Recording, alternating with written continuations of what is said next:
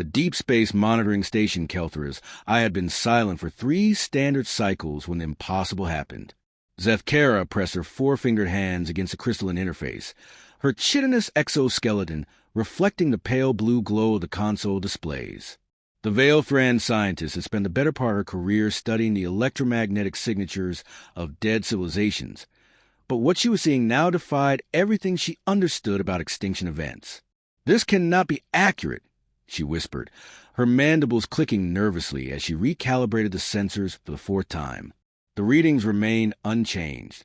Deep in the Terran sector, a region that had been nothing but irradiated wasteland and cosmic debris for over 2 centuries, something was broadcasting, not random static or the dying echoes of old technology, but a coherent, structured signal that pulsed with mathematical precision. Vixen Thalorus materialized beside her workstation, his translucent, ethereal form shimmering with concern. As the station's senior xenoarchaeologist, he had been the one to catalog the final destruction of a human homeworld all those years ago. "You've been staring at those readings for hours, Zefkara. Perhaps the isolation is affecting your perception." She turned to face him, her compound eyes reflecting a mixture of excitement and terror. "Run the analysis yourself, Vixen. Tell me what you see." Her voice carried an edge that made him pause. In all their years working together, he had never heard such uncertainty from methodical Veilthran. Vixen's ethereal fingers passed through the interface, his consciousness merging directly with the station's data streams. For several moments, his form flickered as he processed the information. When he finally stabilized, his usually serene expression had been replaced by something approaching horror. "This is impossible. The humans are extinct. We witnessed their extinction. The Corvani hegemony reduced Earth to molten slag. The surviving colonies were hunted down and eliminated. There were no survivors." "Yet something is out there," Zefkara replied, gesturing toward the display where the signal's origin point pulsed like a heartbeat.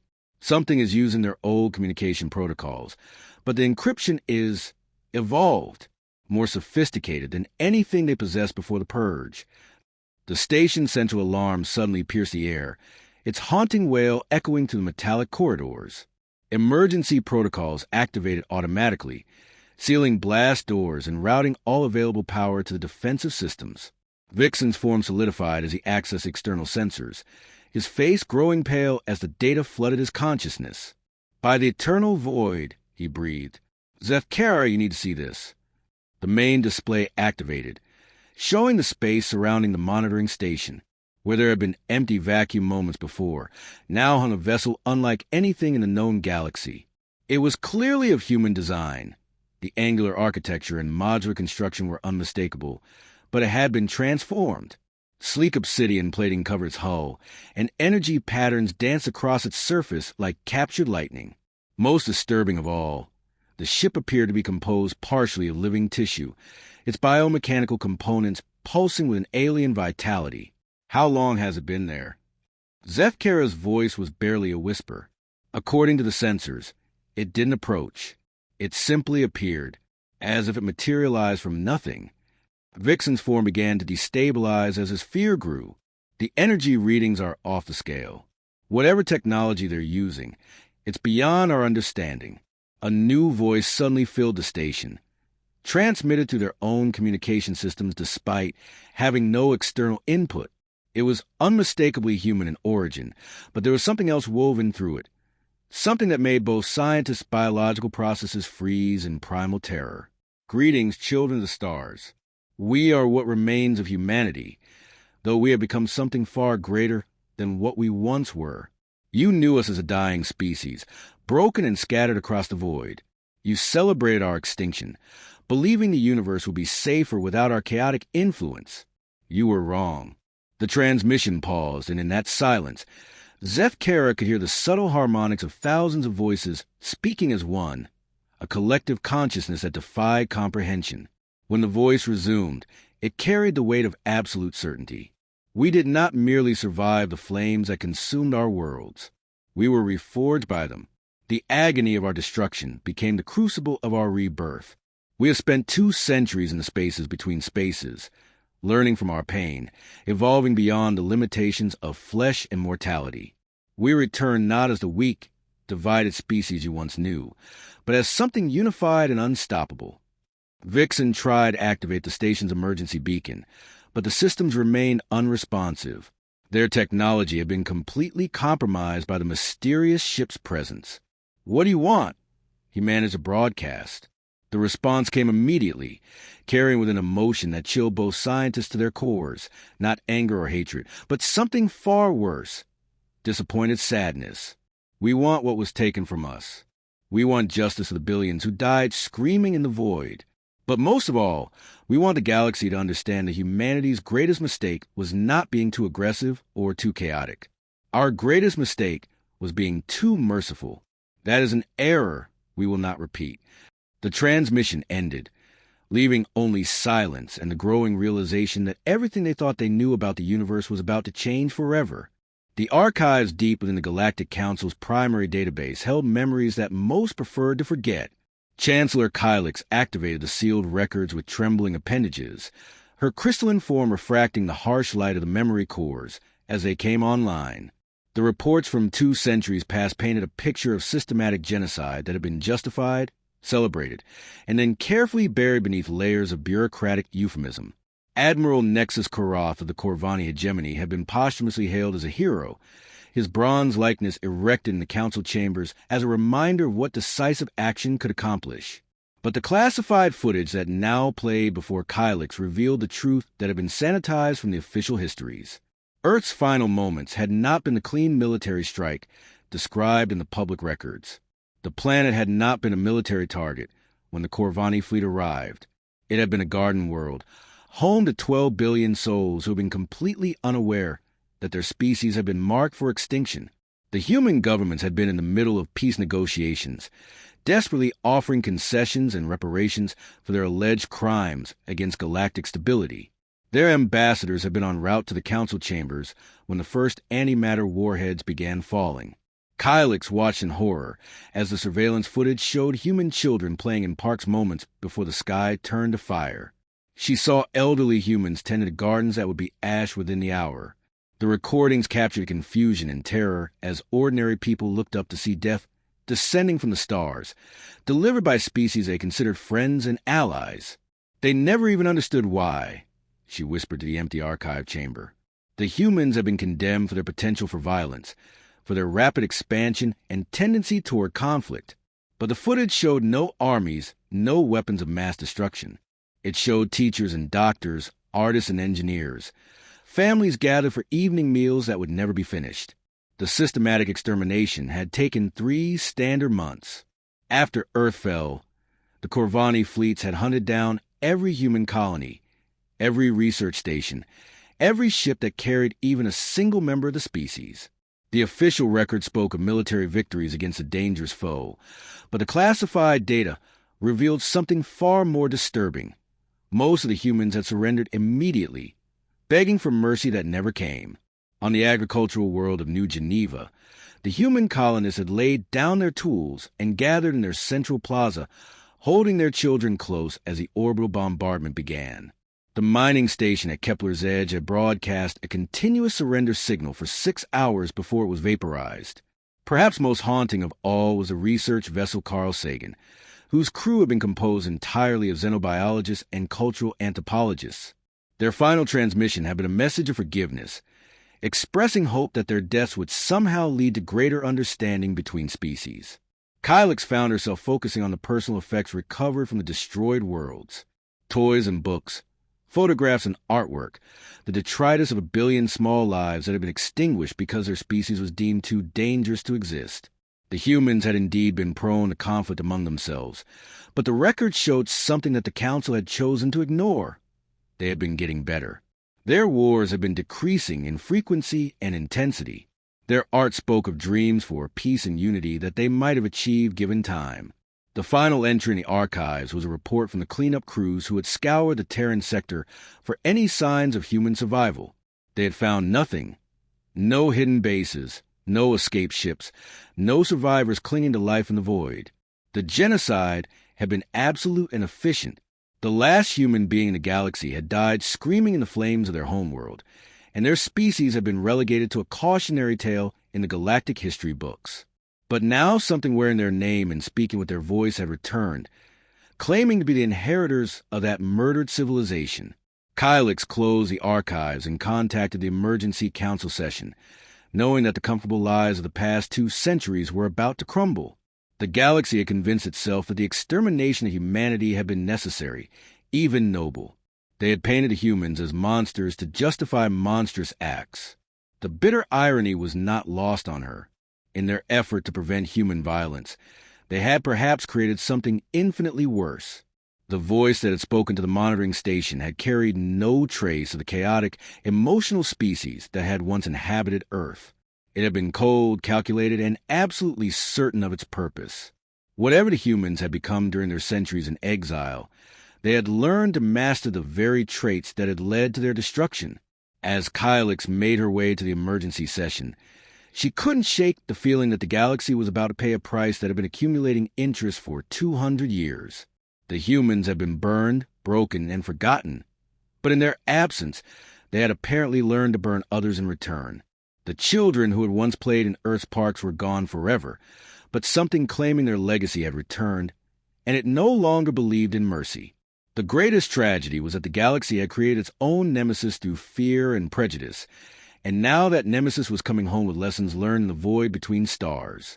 Whatever justice humanity sought, Kylix suspected it would be far more terrible than anything they had ever been capable of before their fall. The first colonies to vanish did so silently. Garrison 7, a Corvani mining operation in the Outer Rim, simply stopped responding to communication attempts. When the patrol ship Sovereigns, who arrived to investigate 3 days later, they found the asteroid facility intact but completely empty.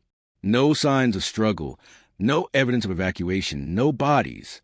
The mining equipment continued to function automatically, carving precious metals from the rock as if nothing had happened.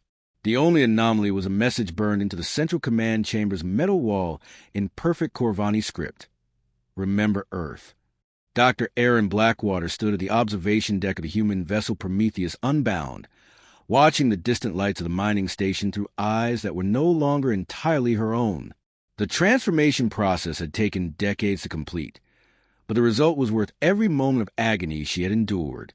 Her consciousness now existed in perfect harmony with the biomechanical systems that sustained her, her thoughts amplified and clarified by the neural networks that had replaced her organic brain.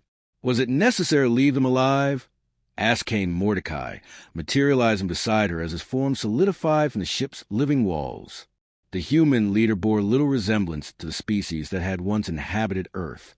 His body was a masterwork of biological engineering, combining the adaptability of organic tissue with the precision of quantum processors. Where his heart had once been, a pulsing core of dark energy provided power that made him effectively immortal. Erin turned toward him, her movements fluid and graceful in ways that defied basic physics. The miners were not responsible for our genocide. They were children when Earth burned, but their government, their military, their corporate interests, all benefit from resources extracted by their labor. They needed to understand the fragility of their existence before we teach the same lesson to those who matter. The relocated miners now found themselves in the cargo holds of human vessels, not as prisoners but as witnesses. They were being treated with a kindness that confused and terrified them. Their captor provided excellent food, comfortable quarters, and even entertainment. But they were also being shown footage, carefully curated recordings of Earth's final days, of human children burning, of the systematic extermination that had been celebrated as a military victory. Cain accessed the ship's sensory network, his consciousness expanding to encompass the entire fleet that moved like shadows through the void. 47 vessels, each one a fusion of recovered human technology and innovations born from centuries of desperate survival. They had learned to exist in the spaces between dimensions, to fold reality around themselves like a protective cocoon. Death had become foreign to them, but so had the warm emotions that had once defined their species. "The hegemony is mobilizing," he reported, his voice carrying harmonics that resonated through the ship's living structure. "Admiral Karatha's nephew commands their primary fleet now. They're calling it a police action, claiming we're pirates or raiders. They still don't understand what they're facing. Aaron's laugh was beautiful and terrible, like music played on instruments made from crystallized screams. Let them come. We spent 2 centuries learning to hide from gods. Now we become something that makes gods afraid. The transformation of humanity had not been planned or guided by any intelligence beyond their own desperate will to survive. In the void between galaxies, cut off from the warmth of stars and the comfort of planets, they had been forced to evolve or die. The weak had perished quickly, but those who remained had undergone changes that rewrote the fundamental rules of biology and consciousness. They had learned to survive in the quantum foam that separated dimensions, feeding on dark energy and exotic matter. Their bodies had become living spacecraft, capable of traversing impossible distances and existing in environments that would destroy conventional matter. Most importantly, they had learned to think as one while maintaining the illusion of individuality, a collective consciousness that preserved the best aspects of human creativity while eliminating the chaos that had once made them vulnerable. General Lyra Voss emerged from the ship's combat center, her form shifting between solid matter and pure energy as needed. She had been a child when Earth died, one of the few who had escaped in a research vessel moments before the bombardment began. The trauma of watching her homeworld burn had shaped every moment of her existence since, driving her to become something capable of ensuring it never happened again. The Ethereal Collective is attempting diplomatic contact, she reported. They're offering mediation, claiming they want to prevent another galactic war. Should I respond? Kane considered this for a moment, his enhanced mind processing thousands of variables simultaneously. The Ethereals have been neutral during the human genocide, claiming that their transcendent nature placed them above such crude material concerns. They had watched billions die without lifting a finger to help, content to observe and study the extinction event like scientists examining bacteria in a petri dish. Inform them that we remember their neutrality, he said finally. Tell them that when we have finished with those who actively participated in our murder, we will have a separate conversation about the moral implications of watching genocide and doing nothing. The message was transmitted instantly across the subspace, its meaning clear to anyone with a capacity for understanding. Humanity had returned not as supplicants seeking justice through established channels, but as something beyond the authority of any galactic government. They had been shaped by pain into perfect instruments of retribution, and they would not be satisfied with anything less than complete acknowledgement of the crimes committed against them. As the fleet continued its silent advance toward the inner systems, the captured miners were shown one final recording, the moment when the last human child had died in Earth's flames, calling out for a mother who was already ash. The message was simple and devastating. This is what you celebrated, this is what you permitted, and this is why forgiveness is no longer possible. The Galactic Council's emergency session had been in progress for 6 hours when the impossible happened. Humanity requested permission to address the assembly. The message arrived through official diplomatic channels, using proper protocols and respectful language that stood in stark contrast to the terror spreading through the outer systems. Chancellor Kylix stared at the formal request, its polite tone making her mandibles click with nervous energy. "They want to talk," she announced to the assembled representatives, her crystalline voice amplifying to the chamber's acoustics. "After everything we've heard about vanishing colonies and captured mining operations, they're requesting a formal audience." Admiral Nexus Karoth, grandson of the infamous commander who had led the human extermination, slammed his armored fist against his console. The young Corvani officer bore the genetic memories of his ancestors' glory, and the current crisis felt like a personal insult to his family's legacy. This is obviously a trap. They've already demonstrated their disregard for galactic law by attacking civilian installations. We should respond with force. Vixen Thalaris materialized at the center of the chamber, his ethereal form still flickering with the trauma of his encounter at the monitoring station. "You don't understand what we're dealing with. I interface directly with their technology. It's not just advanced. It's alien in ways that suggest fundamental changes to their nature. Whatever humanity has become, it's not bound by our concepts of physics or biology." The debate continued for another hour before Kylix made the decision that would define the next phase of galactic history. "We will hear them. If they want to destroy us outright, The evidence suggests they already possess the capability. Perhaps dialogue can prevent the wholesale slaughter of our civilizations. The human delegation arrived precisely on schedule, their ship materializing in the chamber's central space without any apparent means of entry. The vessel itself was a work of art that defied comprehension, its biomechanical structure pulsing with patterns that hurt to observe directly. When the boarding ramp extended, it did so with the fluid grace of living tissue rather than mechanical engineering. Cain Mordecai stepped into the chamber, and every representative present felt their primitive survival instincts scream warnings. He appeared human at first glance, but the longer one looked, the more obvious it became that appearance was merely a courtesy. His movements were too precise, his presence too commanding, and his eyes held depths that suggested consciousness operating on levels beyond conventional comprehension. Behind him came Lyra Voss and Aaron Blackwater, each one a monument to what humanity had become through centuries of suffering and adaptation. They moved with the coordinated precision of a collective intelligence while maintaining the individuality that had once made their species so unpredictable. Honored representatives of the Galactic Council, Cain began, his voice carrying harmonics that resonated in frequencies most species couldn't consciously hear. We come before you today not as supplicants seeking justice, but as the inheritors of a debt that has remained unpaid for 2 centuries. Chancellor Kylix activated the chamber's translation matrix. Though something told her the humans were speaking in perfect unison across all represented languages simultaneously. You stand accused of acts of piracy and kidnapping against member worlds. How do you answer these charges? Erin stepped forward, her form shifting subtly as she accessed data streams that existed outside normal space-time. We acknowledge that we have relocated certain individuals from installations built on resources extracted from our former territories. These individuals are being treated with the same consideration that was shown to human civilians during our extermination. They are being educated about the true history of their species' crimes and will be returned unharmed once they understand the weight of their inherited guilt.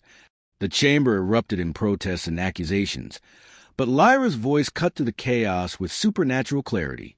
You speak of piracy, but we are merely reclaiming what was stolen from us. Every ship, every station, every comfortable life built in the systems where our people once lived. All of it exists because you systematically murdered 12 billion souls to clear the space of your expansion. Admiral Karath stood, his battle armor gleaming under the chamber's lights. The human species was deemed a threat to galactic stability. The decision was made through proper channels and executed with military precision. Your people were given opportunities to integrate peacefully with galactic civilization and chose conflict instead. The temperature in the chamber seemed to drop several degrees as Cain turned his attention to the young admiral. Ah, yes, the grandson of the butcher, who turned our children into ash.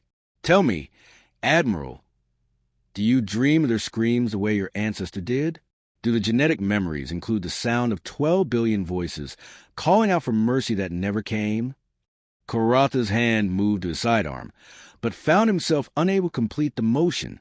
Some force beyond his understanding had frozen his body in place, leaving only his eyes free to express his terror. How are you? We learn to exist in the spaces between thoughts. Lyra explained with clinical detachment. Your consciousness operates on electrical impulses that we can read and influence as easily as you might read words on a page. But we're not here to demonstrate our superiority through cheap tricks. We're here to offer you the same choice you gave our species 2 centuries ago. The chamber fell silent as the implications became clear. Kylix felt her crystalline structure resonating with frequencies that spoke directly to her survival instincts. What choice? Cain smiled, and for a moment, the expression carried echoes of the warm, chaotic species that humanity had once been. Submit to judgment and accept the consequences of your actions, or resist and be swept aside as an obstacle to justice. The difference is that we, unlike our predecessors, actually possess the power to enforce our will across a galaxy. He gestured, and the chamber's walls became transparent, revealing the space beyond where a fleet of impossible ships waited in formation. Each vessel was a fusion of technology and biology that suggested mastery over forces the Council couldn't even name.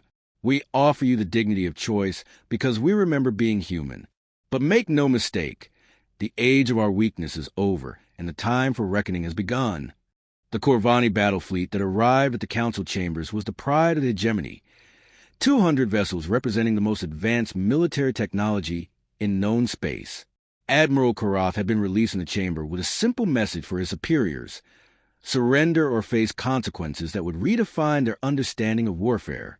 The Admiral's response had been predictably military. He had assembled overwhelming force and returned to crush the human threat once and for all. Cain Mordecai stood on the observation deck of Prometheus Unbound, watching the Corvani fleet arrange itself in perfect battle formation. Their tactics were textbook examples of conventional space warfare. Layered defensive screens, overlapping field of fire, coordinated strike patterns designed to overwhelm any opponent through sheer volume of firepower. It was exactly the kind of thinking that had made them effective against the old humanity. "They're hailing us," Lyra reported, her consciousness interfacing directly with the ship's communication systems. "Standard surrender demands. They're offering to accept our unconditional capitulation in exchange for quick executions rather than prolonged interrogation." Aaron's laugh resonated through the ship's living walls like music played on instruments of crystallized starlight. "They still think this is a war between equals. They can't conceive of what we become. Should we educate them gently, or would more direct demonstration be more effective?" The question was rhetorical. The human fleet had already moved into position around the Corvani formation, though moved was perhaps the wrong term. They had simply existed in one configuration, and then existed in another, their transition between states happening too quickly for conventional sensors to track. Where the Corvani had 200 ships, the humans had only 47, but each one pulsed with energy signatures that defied classification. Admiral Karatha's flagship, the hegemony's pride, opened fire without warning, its primary weapon systems unleashing enough destructive force to crack a small moon. The energy beam struck the nearest human vessel and simply stopped. The destructive force was absorbed into the ship's biomechanical hull, converted into patterns of bioluminescence that rippled across its surface like captured aurora. "Interesting," Cain mused, feeling the absorbed energy flow through the fleet's shared nervous system. "They've improved their targeting systems since Earth. This would have actually hurt us 2 centuries ago." The human response was not violence. It was education. Instead of returning fire, they began broadcasting directly into neural implants that every Corvani officer carried. The signals bypassed all security protocols and firewalls, speaking directly to their brain chemistry with a precision that left them helpless to resist. Admiral Karath found himself experiencing memories that were not his own: the taste of Earth's air, the warmth of Terra's sun, the laughter of human children playing in gardens that would never see another season. He felt the terror of civilians watching death fall from the sky, the desperation of parents trying to shield their children from weapons that turned matter into plasma. Most devastating of all, he experienced the final moments of his grandfather's victims, feeling their pain and confusion as they died wondering why the galaxy had condemned them. Throughout the Corvani fleet, officers and crew members collapsed as they were forced to confront the reality of what their species had celebrated for 2 centuries. The genocide had not been a clean military victory against dangerous opponents. It had been the systematic murder of gardeners and teachers, artists and philosophers, children who had never held weapons, and elderly humans who had spent their lives promoting peace between species. "Make it stop," Koroth whispered, his voice breaking as he experienced the death of a human child who had died calling for her mother. "Please make it stop. This is what you call glorious victory." Cain's voice resonated through every communication system in the fleet simultaneously. "This is what your songs and monuments celebrate. Feel it. Understand it. Carry it with you for the rest of your brief lives." The psychic assault lasted exactly 12 minutes, 1 second for every billion humans who had died in the genocide. When it ended, the Corvani fleet hung motionless in space, their crews traumatized beyond any hope of recovery. Many would never speak again, their minds shattered by the weight of inherited guilt. Others would spend their remaining years trying to atone for crimes they had not personally committed but had benefited from nonetheless. But the demonstration was not over. Erin accessed the quantum foundations of local space-time, her consciousness diving into the foam of reality itself. With surgical precision, She began editing the fundamental constants that govern matter and energy in the region around the Corvani flagship. The changes were subtle but devastating. The strong nuclear force weakened by a fraction of percent, causing the ship's hull to begin disintegrating at the atomic level. The hegemony's pride didn't explode.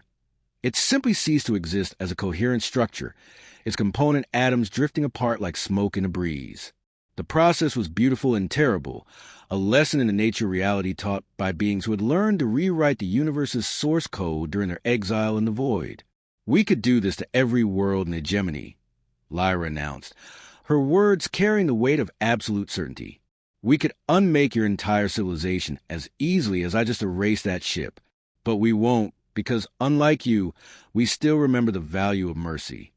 The surviving Corvani vessels began powering down their weapons, their crews too broken to continue fighting.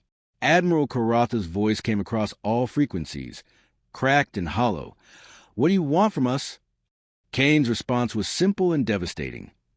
"We want you to remember that your comfortable lives were built on the ashes of our children. Remember that your proud military traditions include the systematic extermination of a species whose only crime was being different. And remember that we have become something that could erase you from existence, but chooses not to, yet." The human fleet began to withdraw, their ships fading back into the dimensions between spaces. But their final message lingered in the void like an echo of judgment. Tell the galaxy that humanity has returned. Tell them that we remember everything. And tell them that the time for reckoning has only just begun. The emergency meeting convened in the Ethereal Collective's primary nexus, a space that existed partially outside normal reality, where thoughts could be shared as easily as words. Representatives from every major galactic power materialized within the crystalline chamber, their forms adapted to the strange physics of the interdimensional meeting space. The recent demonstration of human power had shattered any illusions about the nature of the threat they faced. Chancellor Kylix's crystalline form refracted the Nexus's impossible light into patterns that spoke of barely controlled terror. The tactical analysis is clear. Based on what we observed at the Corvani engagement, these humans, or whatever they become, possess technology that operates outside our understanding of physics. They can manipulate matter at the quantum level, exist in multiple dimensional states simultaneously, and interface directly with biological neural networks. We are not facing a military threat. We are facing something that has transcended the limitations that define conventional warfare. Vixen Thalaris manifested beside her, his ethereal consciousness still bearing scars from his encounter with human technology. The philosophical implications are even more disturbing than the tactical ones. They claim to be humanity, but they've clearly undergone transformations that have fundamentally altered their nature. The question is whether we're dealing with the survivors of genocide seeking justice, or something else entirely that has adopted humanity's identity and grievances. Commander Tsar Nightfall of the Draconian Empire slammed her scaled fist against the Nexus's energy barrier, her reptilian features twisted with frustration. Philosophy is irrelevant when facing extinction. These creatures have demonstrated the ability to erase matter from existence and manipulate consciousness itself. If we don't unite against them now, they'll systematically dismantle every civilization in the galaxy. The debate that followed revealed the depth of galactic civilization's dilemma. Every species present had participated in or benefited from humanity's extinction, either through direct action or willful indifference. The comfortable moral certainty that had justified the genocide was crumbling under the weight of human technological superiority and moral clarity. Archon Vector, the Silicon Hegemony accessed the Nexus's data streams, his crystalline consciousness analyzing probability matrices at quantum speeds. I have run 14,000 simulation scenarios. In every projection where we attempt conventional military resistance, human victory is achieved within 2.7 standard cycles with minimal casualties on their side. They have become something that our weapons cannot meaningfully damage. "Then what do you suggest?" demanded General Karath, the surviving admiral's nephew who had assumed command of the remaining Corvani forces. His genetic memories now carried the trauma of human justice, making every moment of existence a reminder of inherited guilt. Surrender? Beg for mercy from the monsters we created? The answer came from an unexpected source. Dr. Senna Vorthak, a xenobiologist who had spent her career studying extinct species, materialized in the center of the nexus with data that changed everything. I've been analyzing the human transformation using samples left behind at their encounter sites. They're not just using advanced technology, they've integrated it into their biological structure at the cellular level. But more importantly, I've identified the source of their capabilities. She projected her findings into the Nexus's shared consciousness space, revealing molecular structures that defy conventional understanding. They've merged with something called dark energy entities, beings that exist in the quantum foam between dimensions. These entities appear to have been feeding on the psychic trauma generated by the human genocide, growing stronger with each death. When the last humans took refuge in interdimensional space, they encountered these entities and formed a symbiotic relationship. The implications were staggering. Humanity hadn't just survived their extinction. They had evolved beyond conventional existence by merging with beings that fed on suffering itself. The trauma of 12 billion deaths had created a massive reservoir of dark energy that the surviving humans had learned to harness, transforming them into something that existed partially outside reality. They're not just seeking revenge, Senna continued, her findings spreading to the collective consciousness like ice water. They become living embodiments of the pain we inflicted on their species. Every moment of their existence is powered by the memory of genocide, and they've gained the ability to make others experience that same pain directly. Vixen's form flickered as he processed this information. Then conventional diplomacy is impossible. How do you negotiate with beings whose very existence is defined by trauma that we caused? How do you make reparations to entities that have transcended mortality itself? The question hung in the air like a death sentence. Chancellor Kylix accessed her species' deepest archives, searching for any precedent in galactic history. There is one possibility, she said finally, her voice carrying the weight of desperate hope. The primordial codex speaks of entities that exist beyond normal space-time, beings that can only be reasoned with through acts of proportional sacrifice. If we could demonstrate genuine understanding of the harm we caused. You're suggesting ritual suicide, General Karath interrupted, his voice hollow with despair. Mass execution of everyone who participated in the human genocide. It wouldn't be justice. It would be species-level self-destruction. It might be the only way to prevent something worse, Kylix replied. The humans have already demonstrated restraint by not simply erasing us from existence. But that restraint appears to be conditional on our willingness to acknowledge our crimes. If we continue to resist or make excuses, they may decide that our entire civilization is complicit and act accordingly. The coalition that formed over following hours was born of desperation rather than hope. 17 major species agreed to coordinate their response to human threat, but their plans ranged from attempted appeasement to desperate final strikes against beings who had transcended mortality itself. They were children playing with concepts they couldn't comprehend, trying to negotiate with forces that had been shaped by suffering into something beyond forgiveness. As the meeting concluded, Vixen shared one final observation that chilled every consciousness present. I've been monitoring the quantum signatures from human-controlled space. They're not just occupying those regions, they're changing them. The fundamental constants that govern reality are being adjusted to match their transformed nature. They're not planning to rule our galaxy. They're planning to remake it in their image. The transformation of the Corvani system proceeded with the methodical precision of a surgical procedure. Cain Mordecai stood in the quantum-dimensional space that served as the human fleet's command nexus. His consciousness expanded across 47 vessels that moved through space like antibodies through a diseased organism. The system that had once been the heart of the empire responsible for Earth's destruction was being systematically restructured according to human specifications.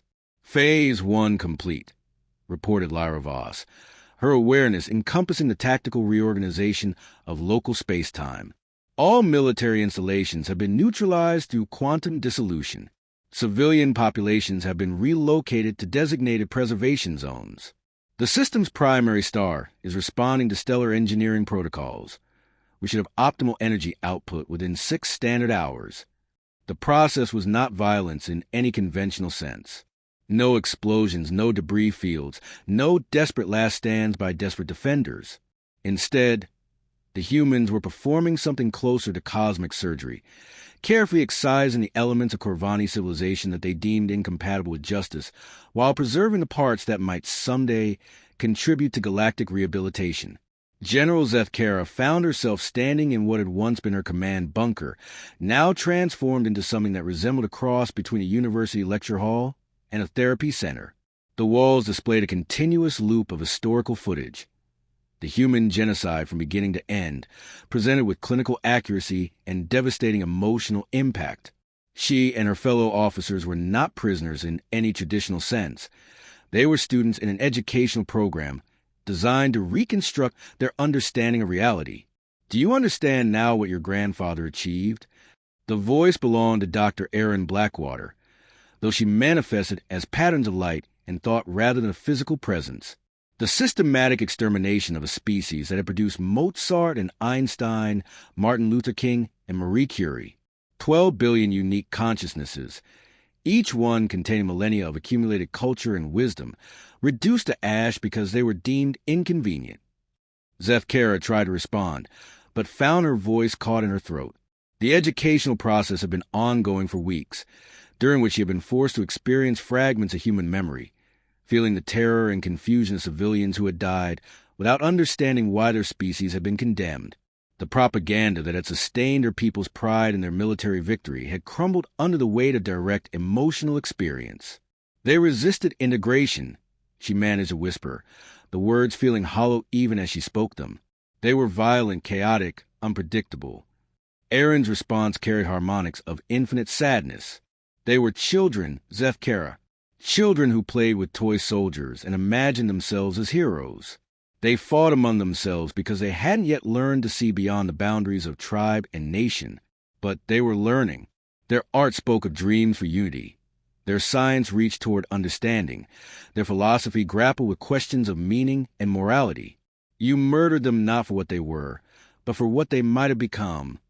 The transformation of individual star systems was merely the first phase of humanity's larger project. Across the galaxy, human agents were emerging from interdimensional space to begin the delicate work of social reconstruction. They appeared not as conquerors, but as teachers, though their lessons carried the weight of absolute authority backed by incomprehensible power. On the ethereal homeworld, Vixen Thalaris discovered that his species' transcendent consciousness was not as elevated as they had believed. The humans demonstrated that the ethereal's ability to exist as pure thought was merely a primitive step toward the kind of quantum consciousness that true transcendence required.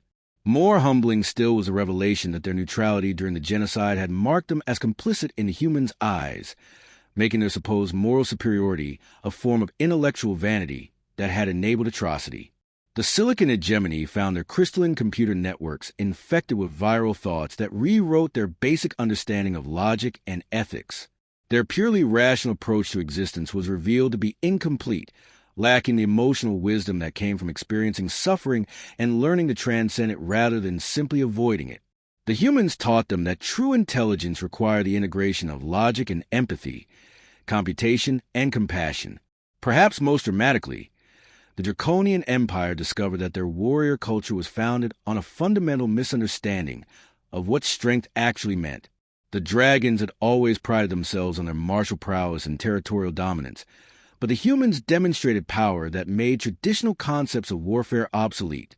Real strength, they learned, came not from the ability to destroy enemies, but from the wisdom to transform them into something better.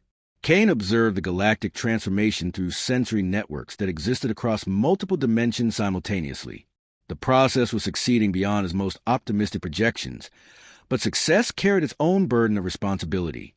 Humanity had become something magnificent and terrible, capable of reshaping reality itself, but forever separated from the simple warmth they had once known as a biological species. "We're losing ourselves," he confided to Lyra during a moment of private communion within the quantum foam. "Every day we become more effective at administering justice and less capable of experiencing joy. We've gained the power to remake the galaxy, but we've sacrificed the humanity that made us worth saving in the first place." Lyra's response carried echoes of the collective consciousness they all shared. "We are what we needed to become to survive and to ensure justice for our murdered billions." Perhaps future generations, raised in the galaxy we're creating, will recover capacity for simple happiness. But that choice was taken from us the moment they decided we were too dangerous to exist. The galaxy was learning to live under human guidance, but it was a cold form of wisdom that governed them. Perfect justice administered by beings who had transcended the weaknesses that made justice necessary in the first place. The irony was not lost on those with the intelligence to recognize it.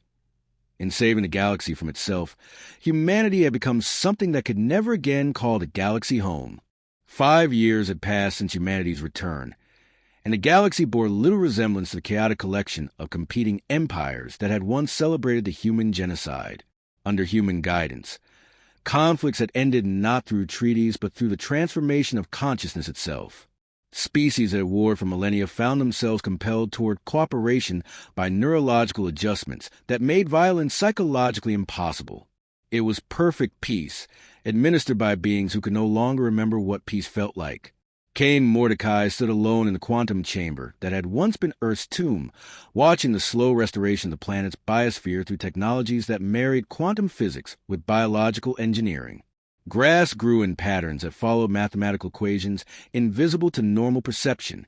Trees reached toward a sky that flickered between dimensions, their roots extending into realities where the 12 billion dead could finally rest in something approaching peace. The reconstruction was flawless, but it was not resurrection. The children who had once played in these parks existed now only as information patterns in the vast consciousness network that humanity had become. Their personalities would be simulated, their memories accessed and experienced, but the spark of individual mortality that had made them human was gone forever, consumed in the fires that had forged their successors into gods.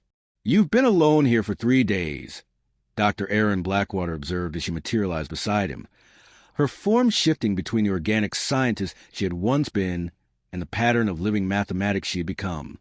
"The Galactic Rehabilitation Council is requesting guidance on the Andromedans' proposal for cultural exchange.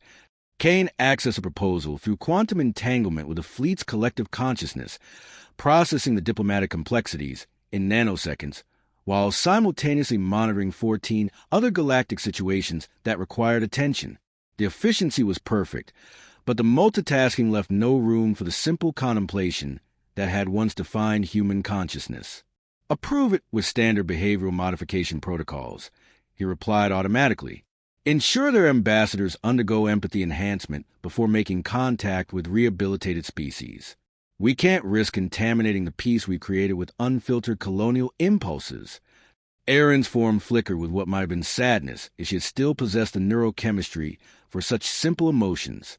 "Do you ever wonder if we've simply replaced one form of genocide with another? We've eliminated suffering by eliminating the capacity for the chaos that made suffering possible.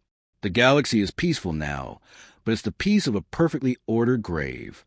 The observation hung between them like an accusation. They had succeeded beyond every measure they had established for themselves.